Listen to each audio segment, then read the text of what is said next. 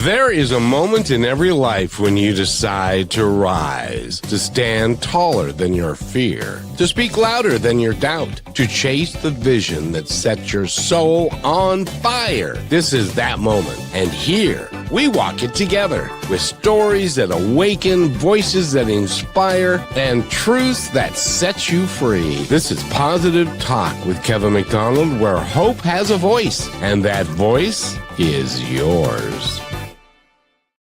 And welcome to the show, everybody. My name is Kevin McDonald, but I think you know that. If you don't, then you do now. And Brachelle is with us. Brachelle, how are you today? And are you enjoying? Well, you're not where you pretend to be. You're someplace completely different. And I'm hoping that it's not real windy there and everything is good where you are. It is supposed to be a stormy day, but I have high hopes, Kevin. The universe somehow is always on my side, and I'm able to realize that. So we'll get through a beautiful day, and I only have 2 more days with my family, so I'm going to live it to the most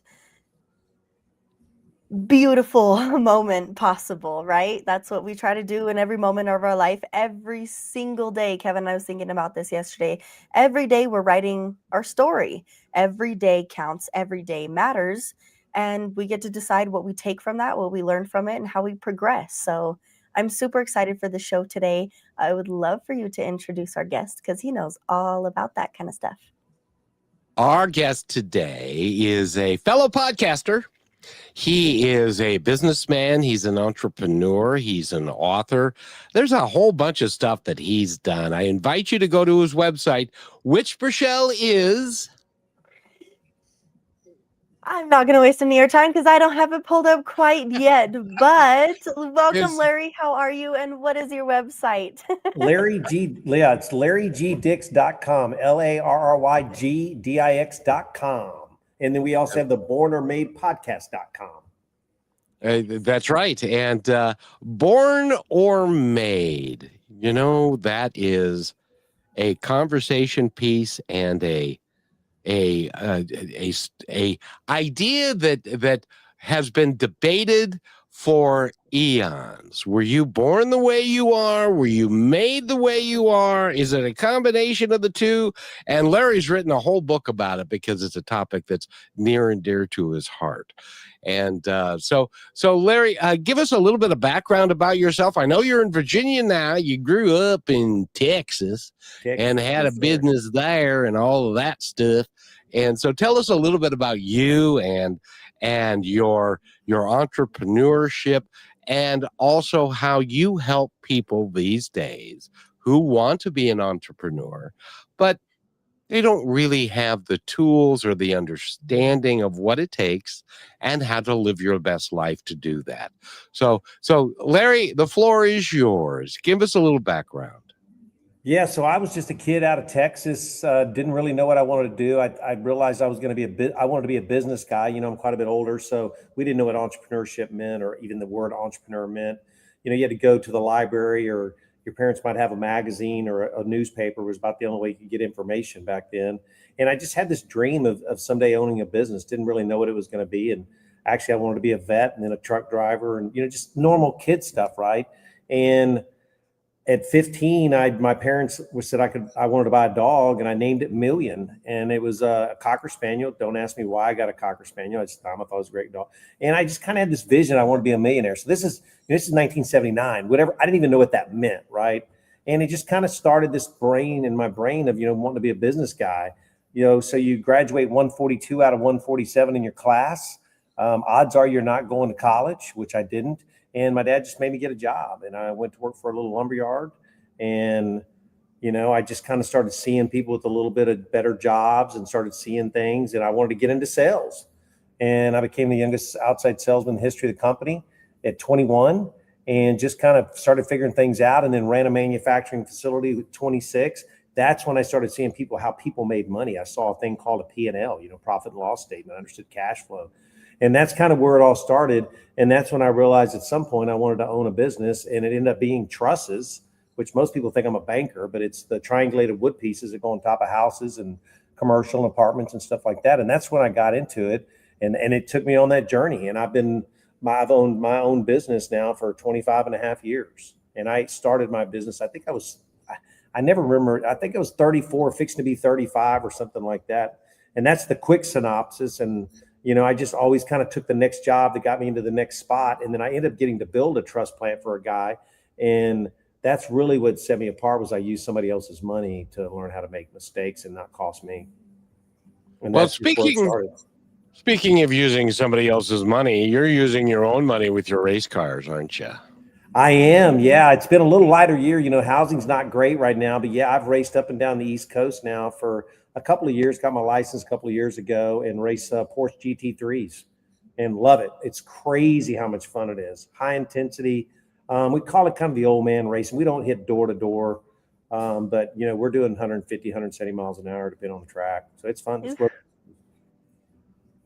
150 miles an hour. That's I did Daytona last year at the 24-hour. It was not the 24-hour, but it was the Daytona 24-hour, and I did 173 miles an hour. That's as fast as my car would go. Did it vibrate and like almost shake apart? No. Those cars are so balanced that you can literally on the straightaway, you let go of the steering wheel and you're checking you're tightening your straps, you're stretching out, you're releasing stress, and then you get into it and you do it again. Yeah. No, if that car's bouncing 170 miles an hour, it's not a very comfortable feeling. I would think not. Now, I have people that I know that have gone 170 miles an hour. I go 55, maybe 60. I don't know. In any event, so you have had have you ever looked back at your life and said, my goodness, I've had quite the life. I've done a lot of different things. I've made my share of capital over time and ran your share of P&Ls, and you've done really quite well. Do you ever you or your family or ever look at you and go, geez, Larry, you've done a lot in your life? No, actually, I don't. You know, I've learned a lot. I wrote this book 2 years ago, started it and it just started. And that was actually when I realized kind of like, wow, I've actually done a lot. I really hadn't spent a lot of time on it. And I've learned through this psychological, warfare that I go through in my brain that, I'd studied, I'd really focused on the gap and never on the gain.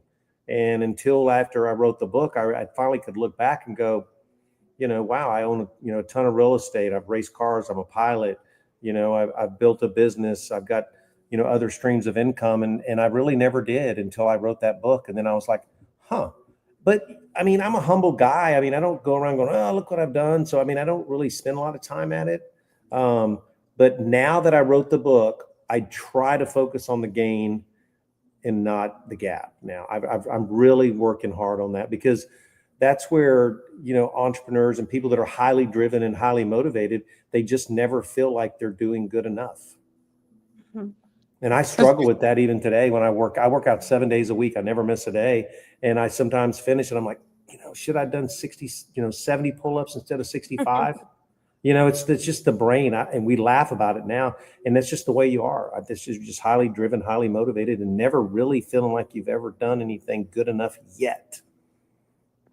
So 65 pull-ups, is that in a week or a month, or is that year to No, that's one day. I do sometimes as many as 120. I do them in sets of 5. I do these series of things, and in between each thing, I do 5 full dead hang pull-ups. So yeah, I do a lot. I'm very physically fit for a 62-year-old, and because I feel like I need to operate at such a high level compared to other people, that's just part of my, and I talk about that in one of my, speeches, is that as a keynotes, is that discipline. And so what I do is I get up at 4 o'clock every day. By the time most people are getting up, I've already done an hour to an hour and 40-minute workout. I've cold plunged. I've been in a sauna.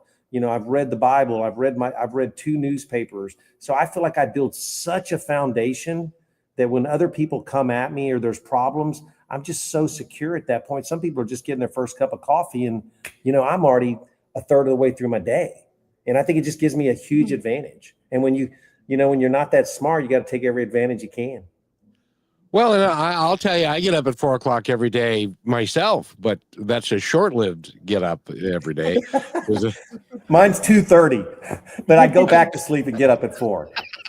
Oh, Rochelle, could you imagine that getting up at 4 o'clock in the morning every day? Oh yeah, no, it's beautiful. I've done it before. They say things about our age and our sleep and our things and whatever, but Larry, you are like a proven fact that if you just listen to your body, it'll tell you kind of what you need, right? Like maybe there'll be days where you sleep in a little longer, or you go to sleep earlier, or you get less sleep. But it doesn't mean you're less successful during the day, and it doesn't mean that you're unestablished. And I think a lot of it really comes down to listening to your body. And you mentioned something so good, and I don't even know if you caught it, but you mentioned the gap, focusing on the gap. Yeah. That is so important, because when you're in that gap, you're not focused on the past and you're not focused in the future. It brings you to the present moment. What am I doing now? How am I having the impact that I want? And people probably are like, Larry's already been awake for a few hours and he's got things already figured out. Let's call him. He's got to have the answer. Like, he's somebody we can depend on, somebody that we can lean on, somebody who not only provides discipline in themselves, but in their relationships. So it makes you a very trustworthy and dependable person. Really, I think I could probably work on that a little bit more. You'd be surprised. Your body does have a rhythm. What I found is, because I get up, I don't stay up late. I mean, I can tell you Right. that. Yeah. If I don't get 7 hours sleep, it's hard on me. I can do it for several days, but I wear this thing called a Whoop, and so it monitors my sleep. And I've learned that sleep is actually, out of all the stuff I do, is probably one of the most important things. Because, man, if I get at the end of the week and it'll tell me, hey, you're 2 hours behind, I get tired. I mean, I can fall asleep at 2 o'clock in the afternoon and sleep for an hour. I mean, it's like, Yep. So, Yep. but your body does adapt. I mean, this is the most complex machine ever invented. I mean, this thing and so you can do things, and that's the beauty of it is that I try to teach people, especially when I'm mentoring, is like, push yourself to the limit. You don't know what your limit is until you get there. And then when you get to that limit, the new limit is past that, so Yep. you're constantly striving to get better, and it's physically, mentally, emotionally, all these things. You're trying to just build muscle to do it over and over again. And it's Well, and the hard. reality is, it creates a more peaceful and easygoing life, though, having that discipline, right? Absolutely. I mean, it just changes the way you look at everything. I mean, it does. I try to speak to people all the time about it, and because they think you're crazy, right? And it's like, Right. are you? I mean, I can say you're crazy for not doing it. I don't know, but it works for me, and that's what you got to find, is what works for you. Yeah, that's true. Exactly. And 4 o'clock in the morning doesn't work for me, I'm afraid. But that's just me. But I'm a lot older than you are. So, But you may be a night owl, right? You may be more of, 60%, I think, of people are day people and are morning people, and 40% are night owl. My wife can stay up till 12 o'clock at night. I can't, unless I'm driving or I got something I'm passing out at 9 o'clock. Well, and you see, the way it works for me is, I think it's a genetic thing, because my mother used to do this when she was here. Is she would read the paper at 8 o'clock in the evening in her recliner, fall asleep, and then wake up at 11 o'clock and then go to bed. And that happens occasionally to me, but that's we each have our own things, and but I do like to stay up a little bit later, because when I wake up again, there's always something to do, and stuff, but each to his own. But I got to ask you, because I'm dying to know this. You are a businessman, you're an owner, you're a racer, you've done all of these things. What was it in your mind that motivated you and said, I think I'll write a book? So when it was kind of interesting, so I'd kind of always wanted to do it, but you suffer from this, this complex of not feeling like you're good enough or smart enough to do that type of stuff. They call it the imposter complex, I think. And I learned that recently. But so I was telling a couple of people some stories over a couple of weeks, and I had 3 different people tell me I need to write a book. Well, the third guy, I'm sitting there at breakfast, we're drinking coffee, and he goes, "You need to write a book." I'm like, "Dude, I can't even write a sentence." He goes, "Nah, man." He goes, "I got a publicist that can help you." He goes, I'm gonna hook you up." I said, "All right." Well, she called and we got together and I started writing a book, and that's how it started. And it was just this thing. And it was, so the title of my book was so bad. It was, you don't know what it's like to be a lion until you're a lion. Well, every time I said that, people would look at me like, oh yeah, that's a great title. And they're like, that's the dumbest title I've ever heard in my life. And then all of a sudden I was like, finally, I'm like, this is terrible. I think we lost Rochelle. She's still here, but she took a moment off. Sometimes her connection doesn't work. Yeah. She'll be back in just a second. Okay. So, and then I just started writing the book, and then I was like, oh my gosh. And I realized I was trying to call, I couldn't call my mom. My mom had passed away recently. And I just started realizing, and that's when it was born or made. I'm like, was I born this way? And then I called my dad. My dad's like, heck, I don't know, son. I was working, but my mom was always like, you were a salesman from the time you were 3 years old. You were talking to people, adults. And then I started realizing all this, and that's when it started. And then it's just morphed into my second book's coming out in October. I should, we'll see if I get all finalized and done. But, and I'm writing 5 books, and it's all based on this same kind of concept. And that's how it all started. And then I thought, well, I'm going to do a podcast. And then I realized people didn't go to the podcast as much because when they would meet me, they were trying to find me as my name. So then you see my logo on my hat. I changed now, and now I'm going everything to my name because it's easier. And that's how it all started. And now I've just embraced it. And I'm like, writing a book's easy. It just takes time. And I'm saying that tongue in cheek. It's actually very hard. And you know what the hardest part of my book has been? I did the Audible myself. Oh my God. If you ever hear an author and they do the Audible themselves, you need to buy them a drink. Because I'm telling you what, I spent 16 hours in a studio. And, you think about 142 out of 147. How you thinking I did on my reading and arithmetic and SATs? Not very good. And I mean, this guy makes me, my dad's like, son, I did not know you could read that good. I'm like, Dad, it's amazing what they can do with a little bit of splicing and technology. I mean, it's crazy. But it was hard. It is doing. I've done some Audible books, and it's hard, especially if it's like a novel, because then you got to read the book, and then you got to come up with what the characters are all about, and then you got to come up with a voice to do all the characters and all that kind of stuff. So it can take some time. But congratulations! Is the audio book out now? No, it should be coming out in a couple of weeks. We just finished up the final editing this week, so. Luckily, it's only 133 pages. I look at like some of these books I read that are like 600, and I'm thinking I'd have been in there like a month. You would have been. You would have been. It takes time, but and that's one of the things. And I'm sure you asked your dad at one point because you are driven, dude, man. You're driven to do stuff, which means that you get up at 4 o'clock in the morning, and I'll bet you work on your car, and you work out, and you do all the things that you do. You must really be. Were you born driven, or did you learn to be driven? And is it one of your gifts? So definitely was born. I didn't realize it again until I kind of wrote the book, and I started really spending. Yeah, I was, man. I look back now. And the things that I was doing back in high school when other kids weren't. And, there were things that people, weren't paying attention to. I was out running my neighborhood, trying to be a better runner. I had my little cheap weights in my room, and I would do squats, air squats and all these things. And so I've always been highly driven. And what I've found that it's probably one of my strongest gifts is that when I decide, that's it. There's no and I don't go, I'm going to do this January 1st. Like when I quit drinking, I'm on a podcast with this guy, and he's like, he'd been sober for 17 years. I'm literally sitting there. I'm like, I'll never drink again. I never drank again since that day. So it's just when I make a decision, my mind says click. It doesn't matter what it is. It's over. Yep. What is it about you that makes you so darn persistent and dedicated to your craft and what you're doing at the moment? I mean, I just have goals all the time. I just never feel like I'm good enough. I couldn't read very good. So when I was 33 years old, I decided I was going to try to read a book every week, and I would sit there and read books, and I found things.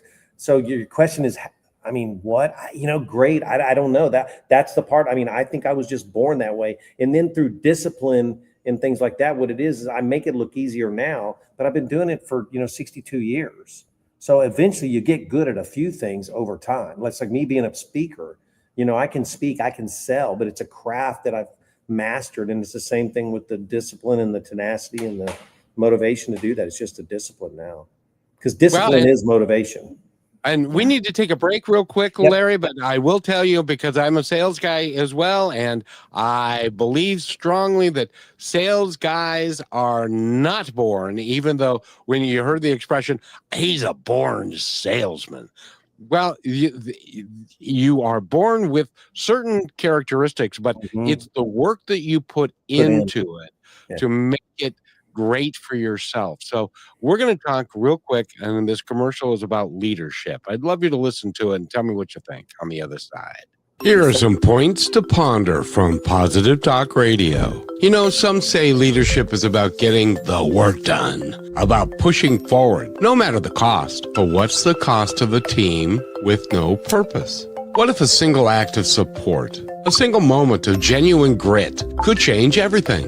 What if leadership was a catalyst? Because true leadership isn't about being in control. It's about empowering others to find their purpose. It's about leading with passion and igniting the fire in everyone around you, creating a culture of teamwork and common purpose. A true leader finds this culture by enthusiastic purpose and team development, making each team member feel empowered to create, improve, and execute their tasks with genuine passion and a strong belief in the company's mission and focus. In other words, lead with purpose.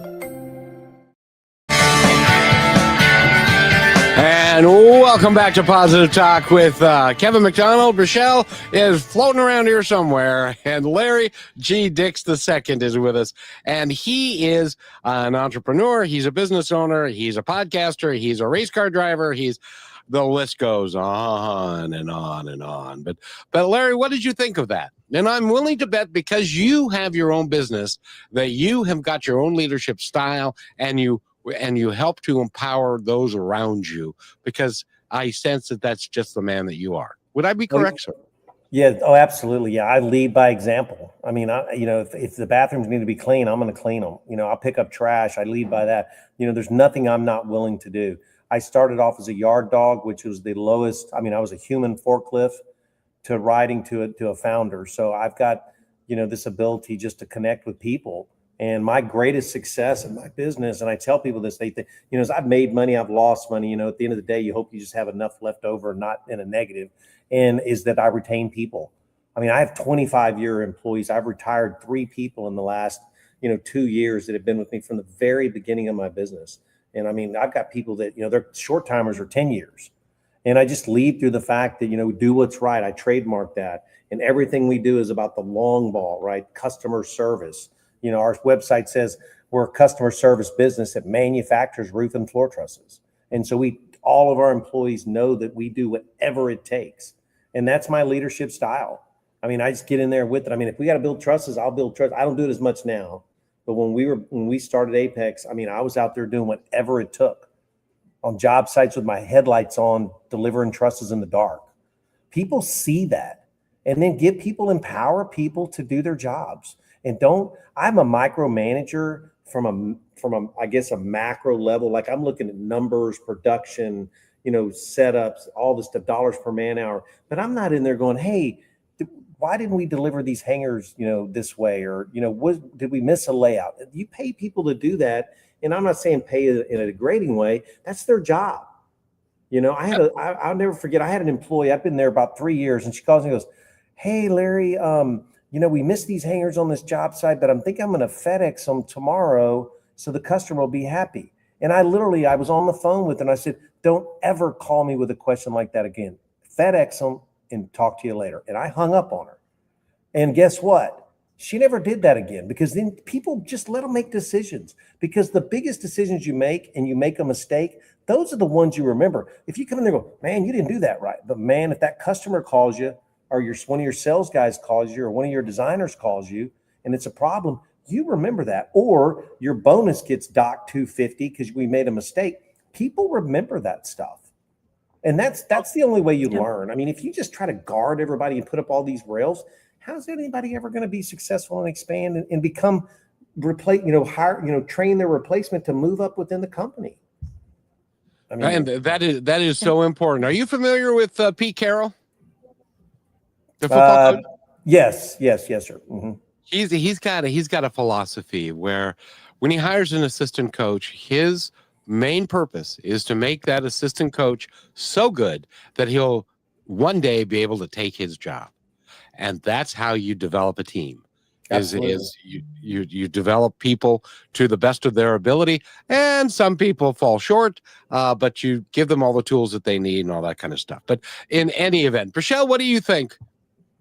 You're fading in I and think out. it's all amazing. Yes, I know, but I'm here fully, I promise. Larry, I'm so curious. I used to ask this all the time, but it's coming to my head again. What is a moment that you remember that had such an impactful and powerful change for you in your life, that created the consistency that you have been following? Is there Well, I've had anything a that may bunch. have a spark of Yeah, a moment, a memory? I can give you several. The one that I talk about, it's actually in my book. So I'm 17 years old. I've just graduated high school. I'm literally, when I get on the stage graduating, I open the diploma as I'm walking across stage. I want to make sure they had signed it. Okay. I mean, literally, I did that because I had one credit and I had to take a college extension course, which means I had to mail homework in to the Texas Tech. That's how crazy it was back then, right? But I had one credit. So I was always this extremely hard worker. I watched my dad graduate from college when I was 12 years old. So I had incredible work ethic from my family and seeing my dad and my mom. And so I'm walking across this baseball complex that you can imagine in Texas, right? It's huge. And it's soccer fields and baseball. And I'm walking across this thing. And one of my dad, who works for a Texas Instruments, one of his guys is coming at me. And he was a nicer man. And he's like, Larry, how are you doing? I'm like, great. And I can see him sitting where I'm 17-year-old. I was always a very nice kid, right? I'm like, good, sir, how are you? And he goes, Larry, I just want to tell you something. And he looks at me, kind of gets up in my face, and I'm like a little kid, right? And he goes, I just want you to know you're the dumbest MFer I've ever met in my life for not going to college. And I'm like, huh. And I didn't know what to say. I wasn't a smart aleck, so I didn't go, you know what? Yeah, like maybe some kid might try today. And I'm like, okay. And I remember walking away from that guy and I was like, I'm going to make more money than you ever made in your entire life. And I'm going to prove you wrong. I carried that chip on my shoulder for a long time. And I'm not necessarily saying that from a positive standpoint, but I can tell you right now, when I wrote that book, the first thing I thought of, I wished I could find him. I'd go up and shake his hand and tell him thank you. Because it just kind of was like, really? And he was an old guy, right? He was like 45 years old. He's like some old as dirt. Yeah. I'm 17. I'm 62 now, right? But I was just like, there's been little things like that, that was a negative that I turned in. And so, because one of the things I always talk about is you can take it and use it, to beat you down or use it to inspire you, right? Defeated or inspired. And I took that and used it to inspire me. Right. And that's when I started going even more to the gym. I started trying to put on weight. Zig Ziglar, right? We were talking about educating in sales. Kevin, you were saying about salesmen. I was born a salesman, but I became better. Yep. I listened to these tapes. I listen to cassette tapes. Michelle, you don't even know what those are. I mean, I'm just kidding. But, I do. Right? I mean, I would buy these like $70 cassette tapes and listen to Zig Ziglar. And I just was determined. And how many times a week I would think about that guy. And I still don't remember his name. Every time I talk about it, oh, that was so-and-so, he remembers. And I'm like, is he still alive? Because son, I don't know. I'd love if I could find him, I should send him a card and tell him thank you. Literally. Well, you've done a whole lot, and congratulations on everything that you've done. But now you're working on, and we need to take our halftime break. But when we come back, you're working hard at giving back through your book, through your podcast, through other things that you are doing when at your tender age, and you're just a child, by the way, because I'm older than you. Ha ha ha. And but you could just relax and race your car, but you've decided that it's in your soul to give back. And I'd love to talk about that when we come back, because that by the way, sir, is a big deal. There's lots of folks that have made good money and they're sitting there on their easy chair and on their porch saying, I've done it, I've made it, and now I'm going to just let it be and retire and I'm not going to help anybody else. But you've decided that that's not what you're going to do. And I'd like to know all about that when we come back. Rochelle is here, I'm here, and Larry G. Dix II is here. And if you go to his website, which is called LarryGDix.com, you can find out all about him and stuff. And we will be right back. And you're listening to Positive Talk on the Brushwood Media Network. You're listening to Brushwood Media Network, the best in syndicated talk, news, and entertainment shows. Here's another point to ponder by Positive Talk Radio. A woman spent years hating the reflection in her mirror. One day, she whispered, I am enough. Day by day, her reflection became her friend. Self-love begins with the words you tell yourself. Speak gently, because you are listening. This is brought to you by Positive Talk Radio, where stories of hope come alive. And welcome back to Positive Talk with Rochelle. She's right there, and Larry G. Dix II is right there, and we left Larry with the concept of you've made a lot of money, you've got race cars, which, by the way, if you don't know this, I'll tell you. Fixing up and driving a race car ain't for the faint of heart. It's not also for the light of pocketbook. It's very expensive to do. And so you've done all of these things, but now you've written a book, you've got the podcast, you're working to give back. Why? Well, I mean, I think a lot of people need help. No, I'm just kidding. I want to help people. I mean, so I've been funny about this, and I've always been this kind of guy, obviously retaining people. I just really care about people. So really, people call it coaching. I want to call it mentoring. That's what I do with a lot of business guys is I try to mentor them. The two things that I'm focused on right now is my association is Structural Building Components Association. I'll be the president starting in the end of September for the next 2 years. So I'm giving back to the industry. I want to grow the industry to give back to the young people, because what happens is you walk in the room and suddenly everybody's old, and so you got to bring the next generation up. And so I saw this in 2017 as I was at a meeting, and I realized that I've got to start giving back.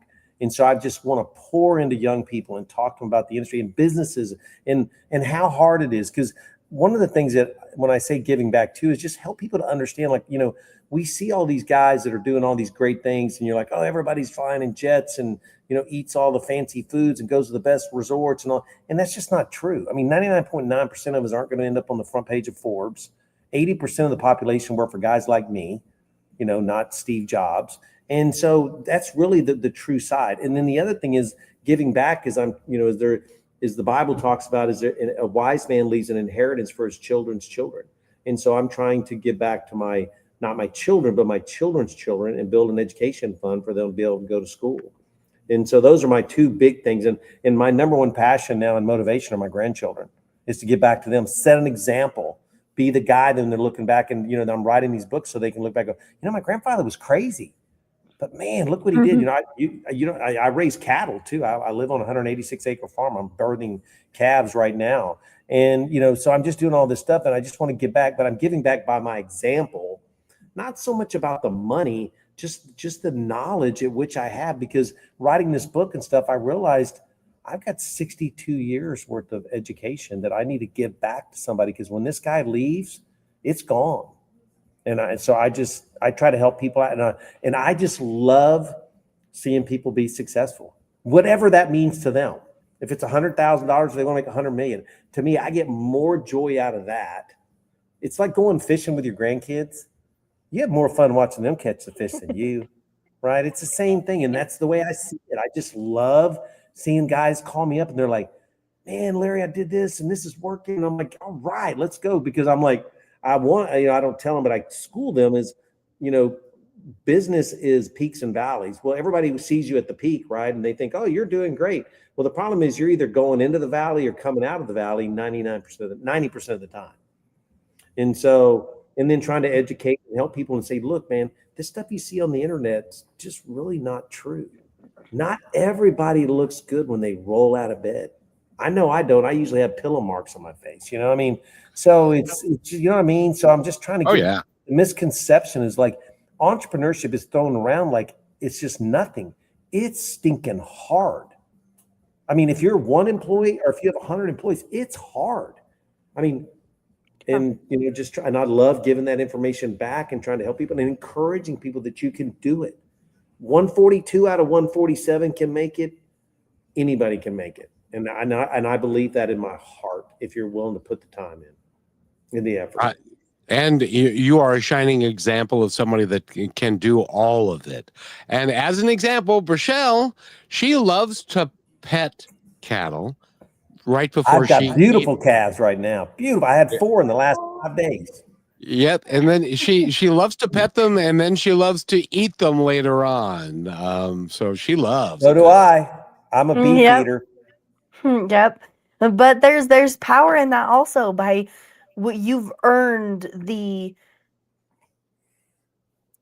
you've earned the honor to be able to honor those animals for the life that they have and use them for the grace of God gave you. You know, it's not just, oh, I have a bunch of cows, look how cute they are, you're just running around. There's purpose in everything you do, and you're living that on and you're showing it. You're not just saying these things, but you're living by it. And it shows when you wake up at 4 a.m. and you go feed those babies out in the freezing cold.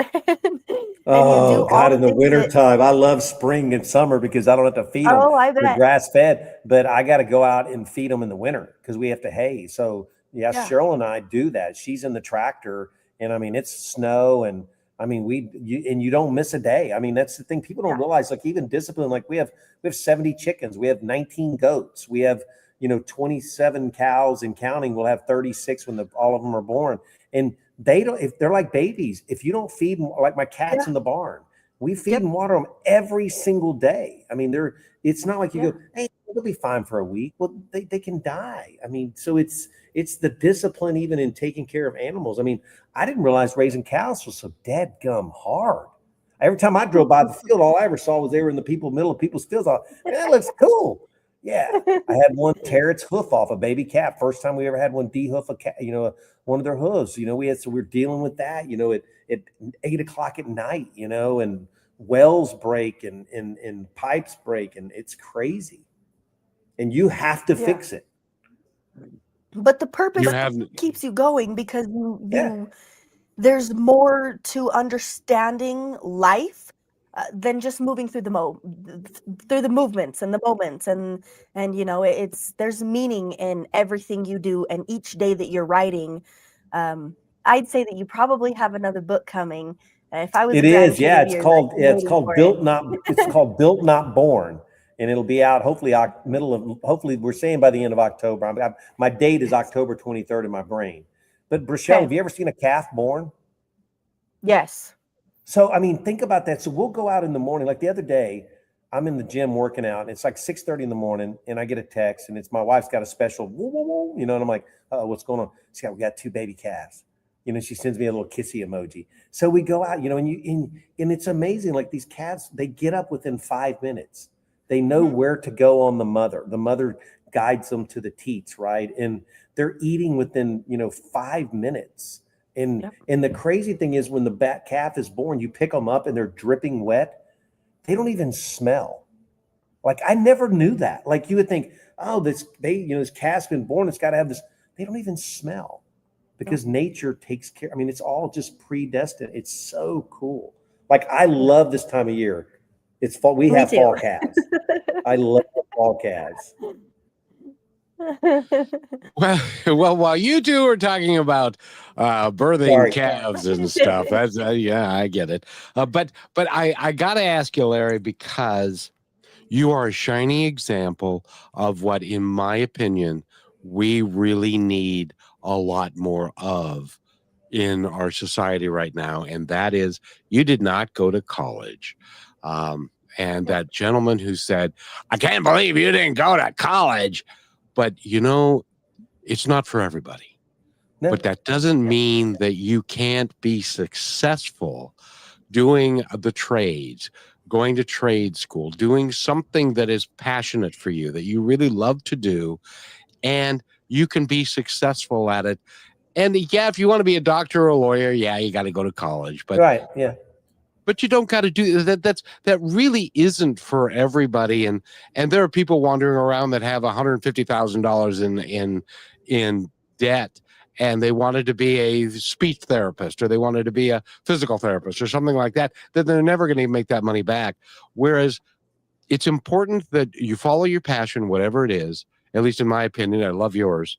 You follow your passion, whatever it is. And if that means not going to college and going to trade school to learn something and then become the very best at whatever you choose to do that you can be, that is what makes life great, isn't it? Yeah. I mean, I had a kid the other day that was at our house, and he's a really nice kid. He's homeschooled. And he's like, Mr. Dix, what do you think I should do? I said, are you going to go to college? He goes, well, I don't know. I said, what do you want to do? He goes, well, I just want to do something with my hands. I'm like, well, then he says, what would you do? I said, well, if I was you, I would learn to frame houses. I said, there's a huge gap there. And I said, or be an electrician or be a plumber. I said, because here's what I know is when you have an electrical problem, nobody comes out and goes, hey man, where'd you go to college? They just want their stuff fixed.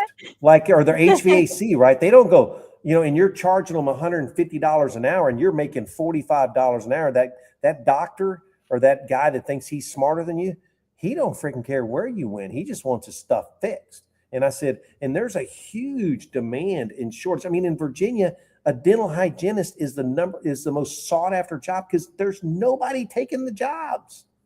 Yep. And for, people that want flexibility, I'm in a truss industry, which is a weird industry. You can go to get out of high school, learn CAD, spend 5 years working at a manufacturer and make $70,000 a year. And you can be sitting in a beach in the Caribbean, as long as you have high speed internet. Guess how much debt you have? Zero. Yep. Yep. Nobody cares. And you are a shining example of that. My son is an example, decided not to go to college. He wanted to become a diesel mechanic. So he became a diesel mechanic. Yeah. And now at 35, he makes more than he makes more than I ever made. And he now is a crane specialist, because that's what and there is no school to learn how to be a crane specialist. That is by the doing and by the being a diesel mechanic and stuff. And so, and the problem that he sees is that most of the people that are in the mechanic trades are older. There aren't young people coming up. My electricians are in their 50s. They can't find a kid. They're like, oh yeah, I pay a kid out of high school $25 an hour right now to start pulling wire. $25 an hour right now. And I live in a small town. They're all three of them are old. And I mean, they're old, like they're my age, and they don't look good going up and down the ladders. And I'm just like telling all these kids, even my grandkids go to this small little Christian school, and the superintendent there is always like, yeah, I wish I could get you up in front of the school so you could talk to him. But, the parents be like, oh, you can't let guys like him, telling my kid that he needs to be an electrician. I'm like, I mean, it's a good job. They're building more data centers in Virginia than any place in the world. And they're going to need electricians for the next 30 years. Yeah. Yep. And plumbers and HVAC. Yeah. Well, and it's not just the learning, but the purpose, right? Like I know for me, I don't know about you guys, but we don't ask kids, hey, what do you, when you go through high or elementary school and you go through middle school, and it's like, what do you want to be? What do you want to do? And it's like this dream world they keep alive. Then you get into high school and they shut it down. And then they try to put what they say, well, let's be realistic, right? Well, you have this and you have this and you have this. And they build you out of fear rather than out of purpose. And I think if everybody were to come out of high school and say, hey, like, what do I want to learn and what am I interested in? Because chances are it's going to change like it did from when you were 5 years 100%. old.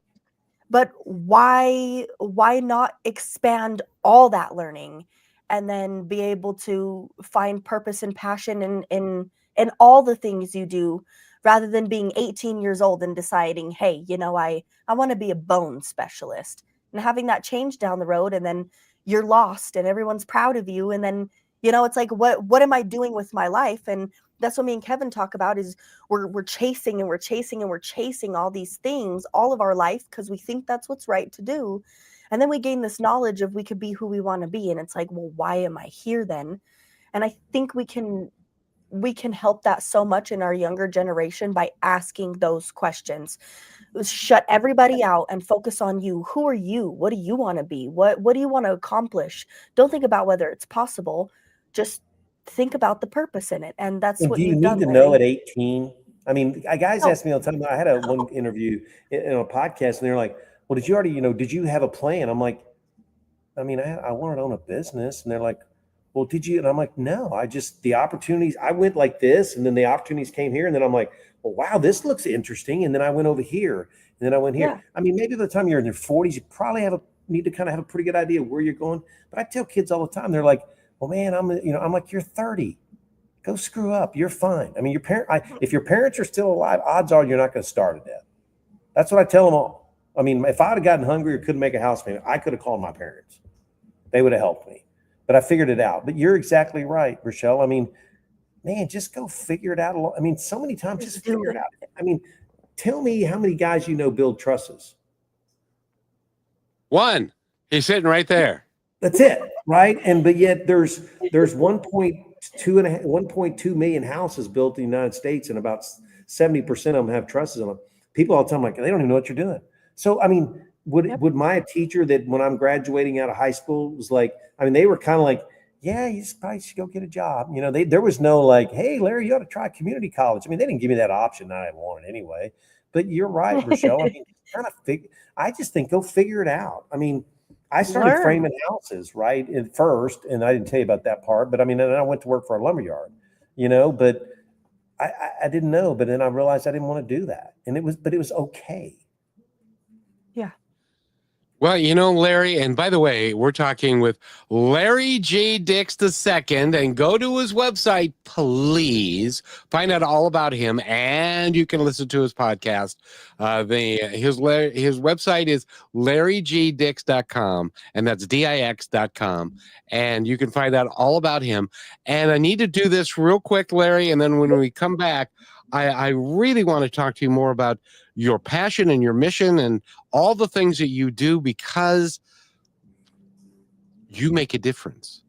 And building trusses, if we didn't have people doing that, we wouldn't have any houses. That's right. And so everything that you decided to do has purpose and has meaning. And now you're giving back to humanity. And I can't thank you enough for your calling. That is really cool. So if everybody listen to this, it's just a minute and we'll be right back. The strength of staying kind from your friends at Positive Talk Radio. Kindness is not weakness. It takes real strength to stay kind in a world that often rewards anger, ego, and control. Being kind means choosing to act from your values, not your wounds. It means showing grace even when no one's watching. But kindness doesn't mean being passive. It doesn't mean letting people take advantage of your time, your energy, or your peace. You can be kind and still say no. You have a soft heart with firm boundaries. The strongest people I know are the ones who choose compassion without losing themselves. They've been hurt. They've been tested. And still, they choose to love and lead and to lift others anyway. Kindness is not about pleasing everybody. It's about honoring who you are and how you treat others, even when it's hard. So stay kind, stay human, and stay strong. And always remember this, be kind to one another because each other's all we've got. And welcome back to Positive Talk with Kevin McDonald, and Rochelle is right there, and we've got a great Larry, I got to tell you, we are having, I can't speak for Rochelle because she, by the way, you were mentioning that when you're in your 20s, you really don't know. Now, we interviewed a gentleman yesterday who says that the brain isn't even fully developed until you're 26. Yeah, what we're doing is we're telling kids that are 18, 19, oh, you need to pick a major. You need to figure out what you're going to do for the rest of your life. They don't even know what's going to happen in 5 years or any of that. And their brains aren't even developed yet. So it's Brichelle, by the way, is 26, so her brain just got developed, and she's pretty Finally, smart. welcome, Yeah, Brichelle. Thanks. But what Kevin talking about is so damn important, because it's like, I think that's how a lot of us at a young age find ourselves lost. I have so many people in my life that are around my age, and they're just doing. They're just doing. There's no being, there's no living, there's no thriving. And I hate to say this, but there's barely learning. And I do think that it is good that you continue to move towards where life takes you, no matter how uncomfortable it is, because if you don't provide that learning, you don't build that muscle. I mean, if you wouldn't have done that, Larry, you wouldn't be sitting in that beautiful shop with all those beautiful cars and have the chance to help people my age to maybe open their eyes and see a life that they were never told is possible, because you actually went through it and you did it and you worked on building that muscle. So I don't know how we can help us, but Brichelle, that you said something that really is strict. I mean, is passionate to me too, is learning. Like, I think we have taught people to go to college or get out of high school and quit learning. And I think we think because we carry around phones so we can get instant information and stuff like that, that's learning. It's not.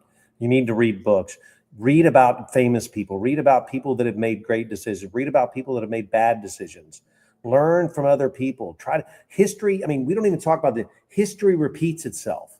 And it's true, because there's a great Ray Dalio is, in my opinion, the greatest economist ever. And he shows history from pre-Christ all the way to today. And every group does the same thing over and over again. He says the one thing you can't change is the human condition.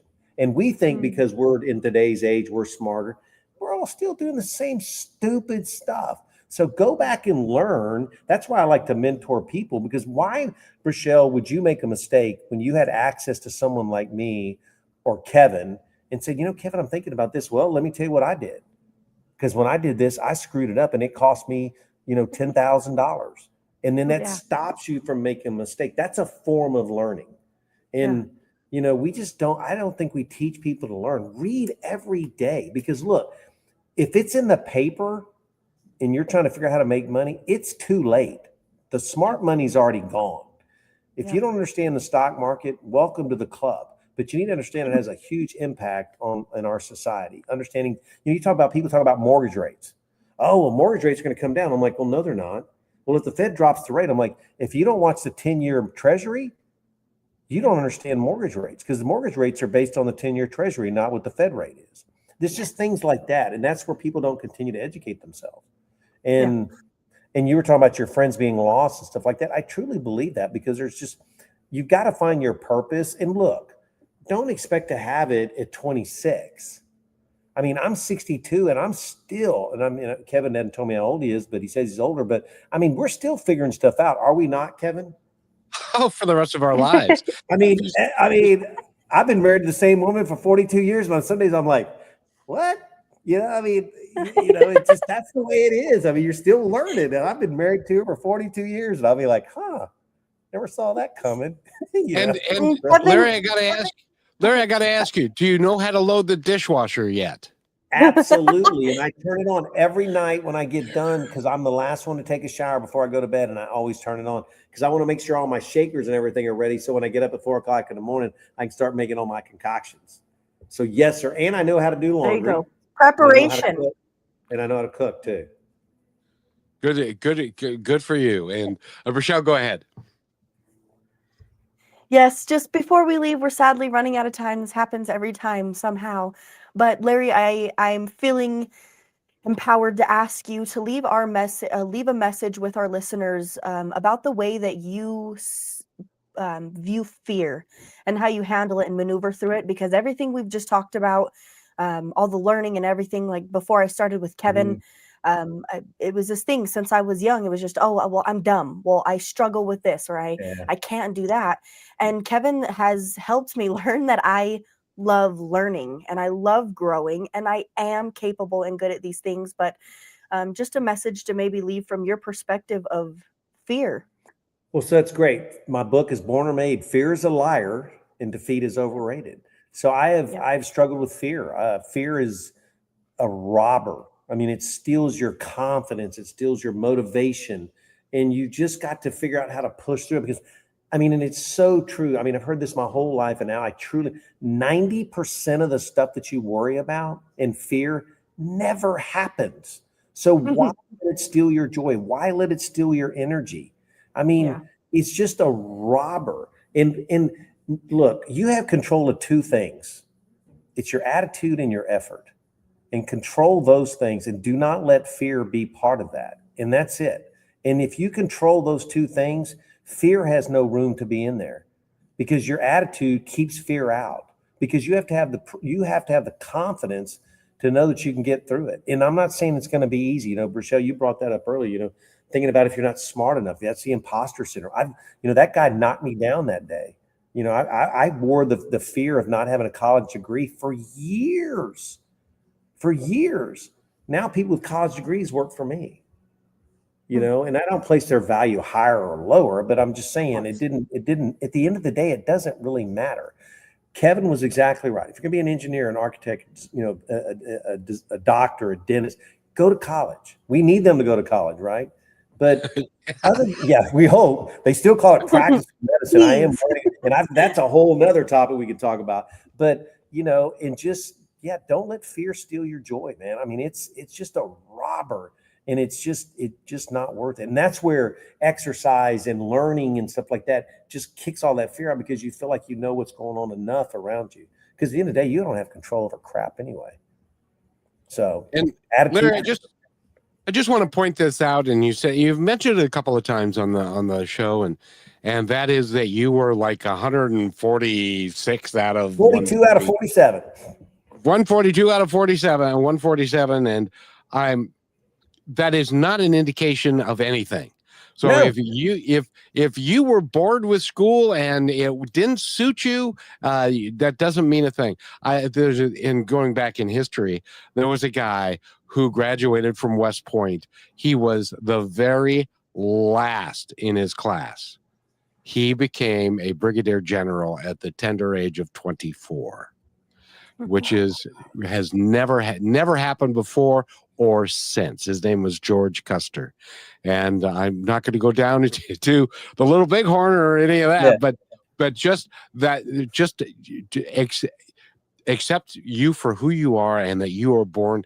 I like to tell people you were born great, and then people knock you down for the entire. When you're a kid and you're too fat, you're too short, you can't, whatever it is. And you were born great. Defeated or inspired. Try, just people remember that too. Just when you're fear and you feel defeated, take all that energy that you have that's sucking out of you and use it to inspire you. And take all that energy and flip it on its head and go in the direction that needs to be positive.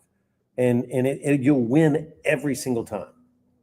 And it helps if you have a chip on your shoulder because that motivates you.